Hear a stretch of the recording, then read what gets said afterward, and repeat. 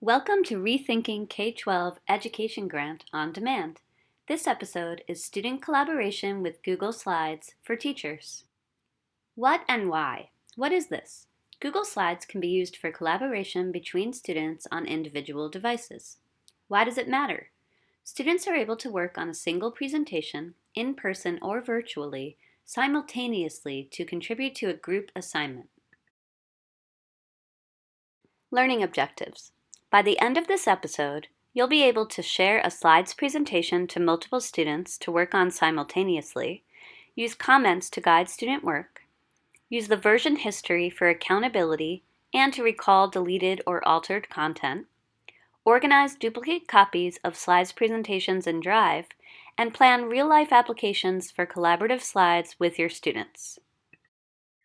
Google Slides is very similar to PowerPoint, but because it is web-based, it has some additional features that allow it to work very well for student collaboration. I'm going to walk through creating a slides presentation, navigating the various settings and features, sharing it with students, and then share some suggested ways to use it with your students in or out of the classroom. You can create a new Google Slides presentation within Google Drive, similarly to how you would create any other new file. Click New on the top left, and then select Google Slides. The default name of a new Google Slides presentation within Google Drive is Untitled Presentation. So the first thing you should do is rename it so that you're able to stay organized and locate the presentation when you need it later. If you're using slides with individual groups of students rather than an entire class, you could name the presentation based on the students that will be working in this specific presentation. So you could simply name it Group 1, Tony, Jen, Chris. That way, when you're navigating through all of your various files, you're able to more easily locate the work of specific students you're looking for.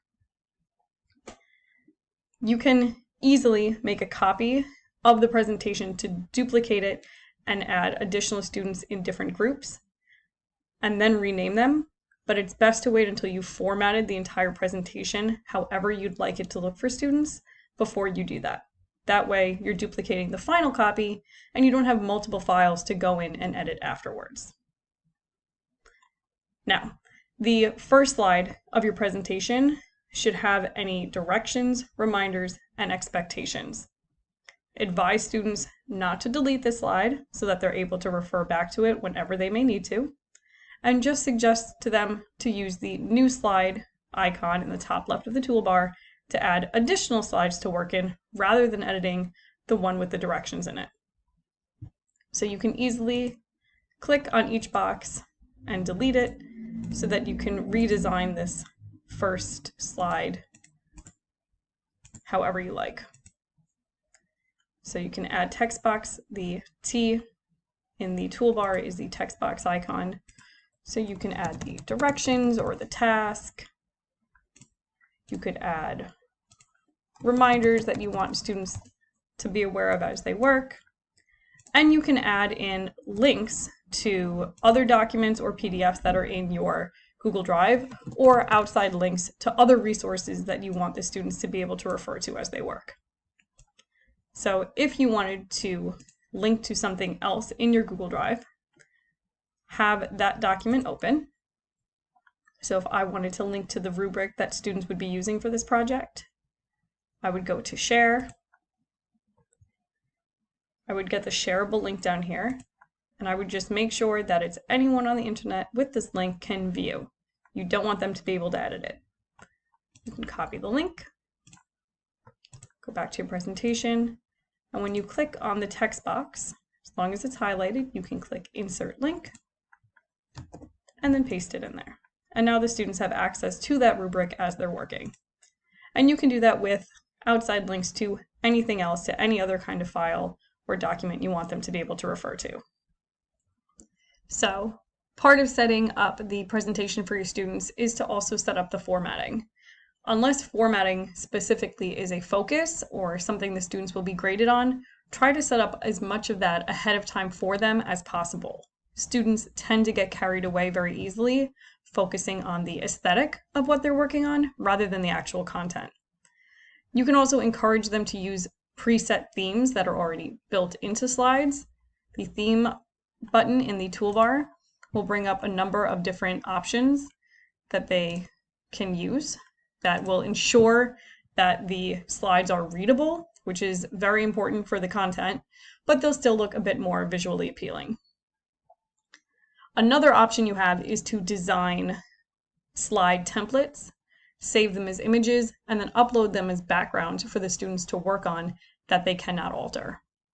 So I'll show you easily how to do that. If you take a blank slide, say you wanted to set up a table of some sort, you could go to Insert, Table. If I wanted just to have 4 sections, you can adjust the size of the table within the slide. You can adjust the thickness and the colors. And if I want this to be something that the students cannot alter, I can save this as an image, because right now students could go in and just delete this table. But if I have the slide highlighted and I go to File, Download as an image, as a PNG image or a JPEG, it will download that slide image. And now if I delete the table, I can go to Background, choose Image, find it in my downloads, and now the students aren't able to alter this. The table is just a background that they cannot move, they cannot delete it, they cannot edit it in any way. All they can do is add their text box on top of it, add their pictures, however you want to set it up. And you could set that up with text boxes in it, denoting what needs to be in each box. If you're doing something with vocabulary, you might have the definition, a picture from the internet, a drawing, and a sentence using the word. So you could set that up for the students ahead of time. And however many slides you have in here, that's when you would be finished, and then you would duplicate it and make those additional presentations for each individual group of students. So now that we have our presentation ready for the students, we have our first slide with directions, reminders, links to the rubric that we want them to use. We have a slide format for them with the template. Now we're going to add our students in. Depending on how you're using slides with your students, you may choose one way of sharing over another. So the sharing button is on the top right. If you're having different groups of students work on different presentations, then you can add them individually using their email. So like we said, this one is for Tony, Jen, and Chris. So we would add just those 3 students into this presentation so they have exclusive access to go in and edit and add content. So you could just search for their email and add them in as editors. The other option is if you're using a single presentation with an entire class, you can simply get the shareable link.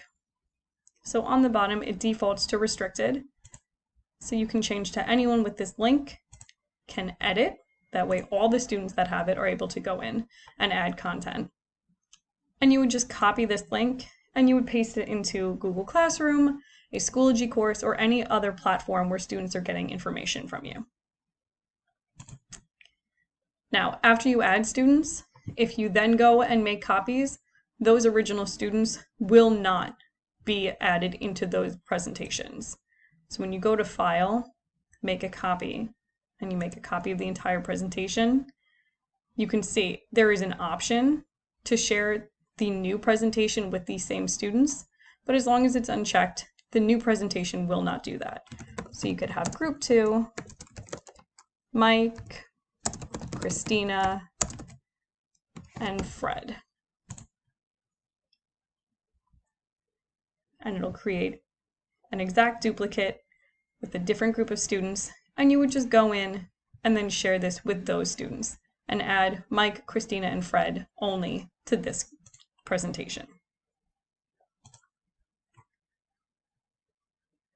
As I said, have the first slide set up with the tasks, expectations, reminders, and any other pertinent links to outside resources, and have the students not edit this slide. Have them not delete it, not move it, just keep it here so they can refer to it. Instead, have them add additional slides to work on. So the insert slide is the plus sign all the way to the far left in the toolbar. When they click it, it'll default to the title and body text box option. If they use the drop-down menu, you'll see there are a number of other different layouts that they can choose from.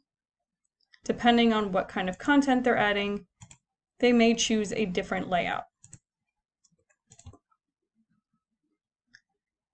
If you want to start from scratch, you could add a blank slide in and then add in colors, shapes, text boxes, images as you see fit.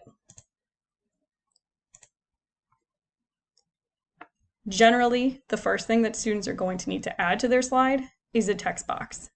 Now, this is one of the biggest things to remember to tell students because you cannot type directly into a slide. Until there's a text box and you're typing, nothing is going to show up. Unlike docs, where you can just start typing and the information will appear.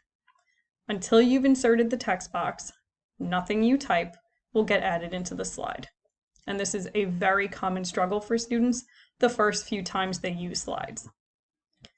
So all of the formatting tools are up at the top. When they add in a text box, you'll see they have the font, size, they have the alignment tools, spacing, bullets and numbers, bold, italicize, underline, all of these same formatting tools that they would have in Google Docs or a PowerPoint or a Word document.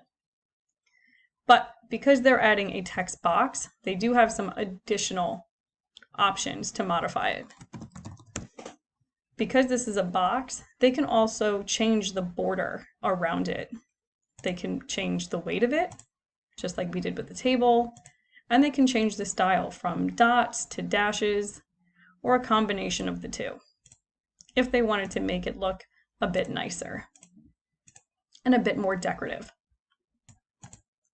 Now they have a number of different font options. When they go in, it'll default to several of them, but if they want other ones, they can click on more fonts and it'll bring up a much lengthier font list that they can kind of go through and just check off the ones that they like, they want to add into that quick access list. And then just click OK, and they'll be added in, and they can go in and change it to something new that they like instead. Now, one of the aspects of Google Slides that makes it so good for collaboration is that the students are working in it in real time together, whether they're sitting next to each other or whether they're at their respective homes on their respective devices. And you, as the teacher, can see everything that they're doing in real time or check on it after the fact, which I'll get into in a little bit. So I can see, I added in this text box, and I can see that now another student is in here editing it as well, and I can see their name at the top. Now, the only thing is, I can see this student's name because they're a student that I added directly in by email as an editor. If you share the link, use that shareable link to give access to all of your students simultaneously, instead of their name showing up, it'll say anonymous llama, anonymous tiger, or something else. So you won't have the same ability to know exactly who's doing what inside the presentation. You'll see everyone that's in it, but you won't see them by their actual real name. It'll be some other alias just to negotiate from one person to the next that's in the presentation with you. But similar to Google Docs, Slides also allows you to view the version history of a presentation.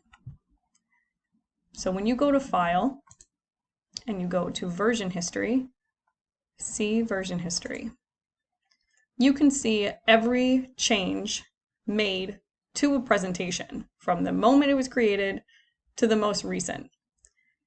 You'll see these timestamps on the right-hand side, and you can expand them and see a breakdown of the times and how things changed. You can see exactly what time things were done and exactly who did what. So I can see that Casey Ann added this text box and Casey A added this text box. Now, this is a very useful tool in slides for two reasons. One, accountability. You're able to see exactly who contributed and, more importantly, what they contributed. For group work, many times groups struggle with a single student doing a lot of work and another student doing very little, or students wasting a great deal of time with nonsense when they should be working more actively. This way, the entire group is being held accountable for the end product because you're able to see exactly who contributed where. And you can assign grades based on individual contributions rather than assuming everybody all worked together in harmony when that may or may not be the case. The second way this tool is very useful is that you can restore a slide to a previous timestamp. As students are working, it is inevitable that they will move something, delete something, or change something that they didn't intend to. Using the version history, you can easily recall lost work for students who may have lost something in error. So if I went back, if I decided to delete this, and then decided that was a mistake, I didn't mean to do that, you could go into the version history. I can just expand this, go back to when it was still there, and say restore this version. It'll confirm with me, and now it's here. So this is a really good thing to have available with students working together because sometimes mistakes and accidents happen, and rather than have students lose all that hard work, you're able to recall it very quickly for them. Now, another great feature of slides that makes it a very good tool for collaboration is the comments. Not only can you leave comments for students as they work, but students can leave comments for one another. You can either highlight a specific text box or image to comment on, or just leave a general comment within the slide. So the comment icon is this little plus sign in the dialog box. You can click it and you can leave a general comment for everyone in, or you can use the @ symbol to specify a student you want to make sure sees it. So I could say, check your sources, and then assign it to that student to make sure that they see my comment. And on that student's end, it will show up that it was assigned to me from the teacher that I need to check my sources.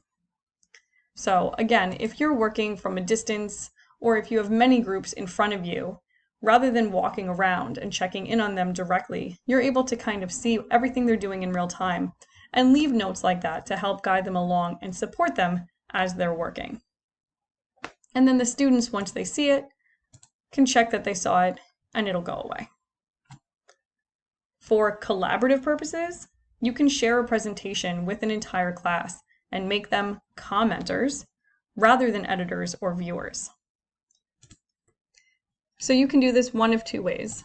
When you go to share, you can change this from viewer or editor to commenter, or you can go up to the top and change them from a viewer or editor to commenter, depending on who you're sharing it with. And then those students, instead of being able to go in and edit anything, all they can do is leave comments.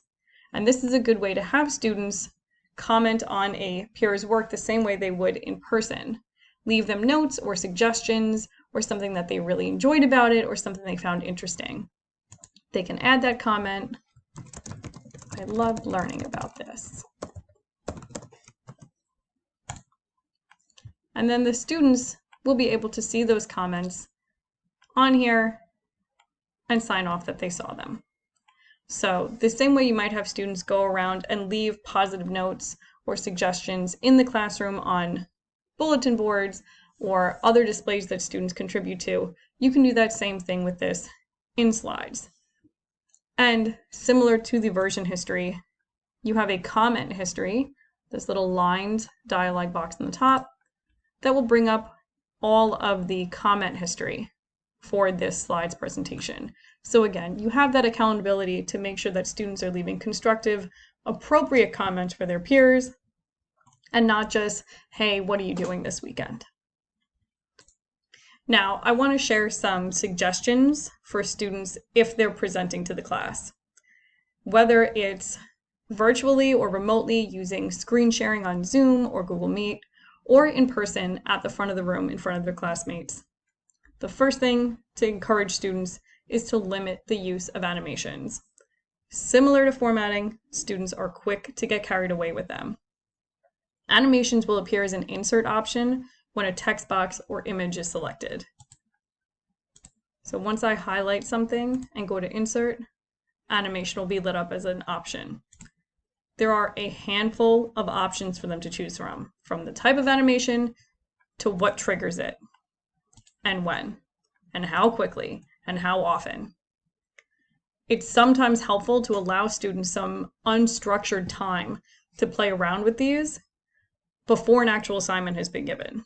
This lets them learn how to navigate them and see which ones may be a valuable addition to a presentation rather than a distraction. Another suggestion for presentations, encourage students to use the speaker notes below the slides. This is where students can add additional information they may want to say out loud that may not be included in the slide. The slides, if they're being presented, should focus on visual aids and overarching topics.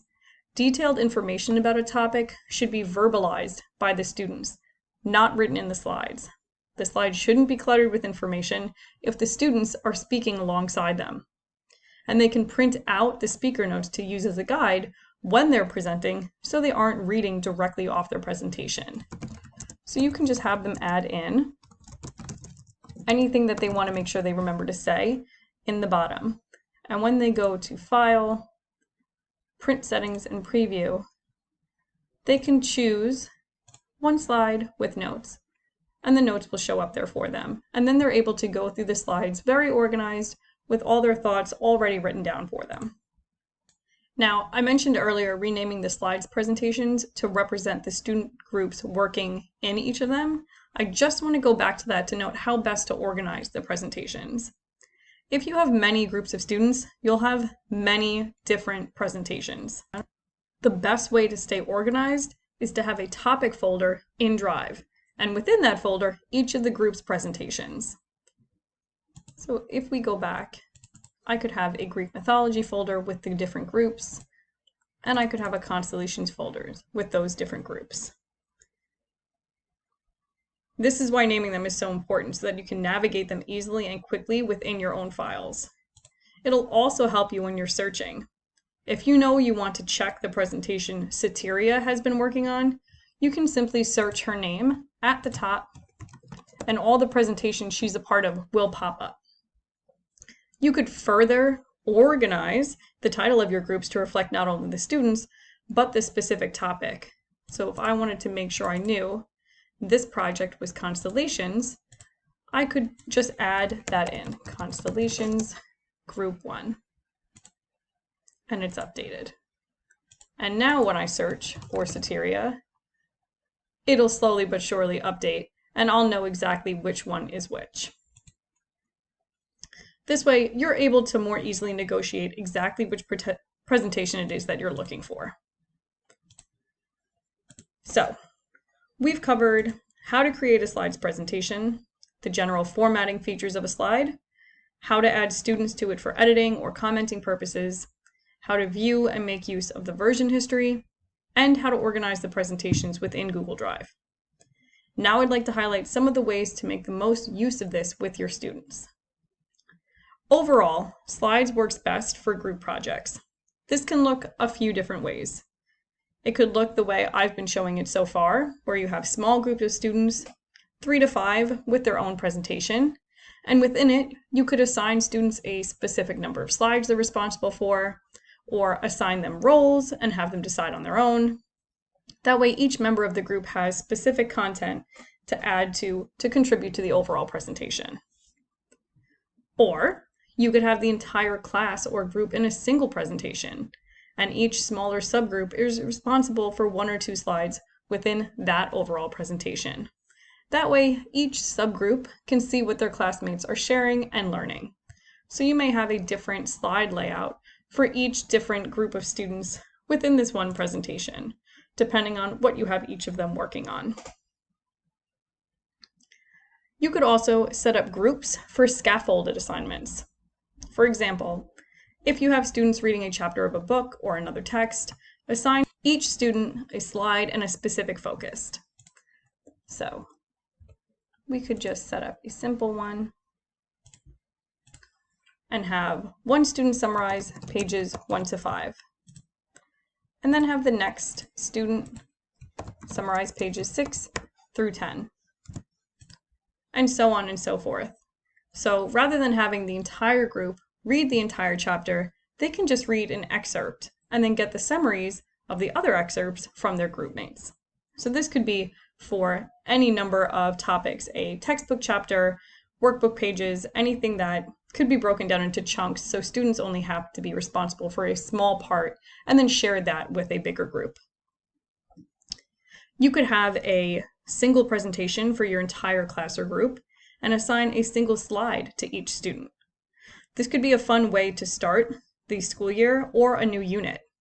You could put a simple text box with each student's name on a slide. So instead of having the pages, this could be Tony, Jen, and you can easily duplicate a slide. Duplicate slide, new slide. You can just put their names, and if you were doing a get to know you activity, you could use my tip from earlier to set up a template and have the students fill in the blanks with their favorite food, their favorite sport, favorite hobby. Or you could use it as a pre-unit assessment. Similarly to setting up a template, you could give students some creative freedom, have them share out what they already know about a topic. So if you were doing a Greek mythology unit, you could have students just add to their slide what they already know about it. And you can search on Google for Google Slides for Students, and you will find tons of interactive, downloadable templates and ideas for how to use slides for collaboration and engagement with your students. And these can be shared with screen sharing if you're doing remote learning, or in person if you're in a classroom with shared devices or one-to-one. Now that you've reached the end of the episode, you should be able to share a slides presentation to multiple students to work on simultaneously, use comments to guide student work, use the version history for accountability and to recall deleted or altered content, organize duplicate copies of slides presentations in Drive, and plan real-life applications for collaborative slides with your students. For more information about additional TRLE video on-demand sessions and other available TRLE programs, go to pd.swboces.org/TRLE_grant or contact Mary Beth Wilson. We value your feedback about your experience with this digital resource. Please take a moment to share feedback about your experience with this resource using the following link.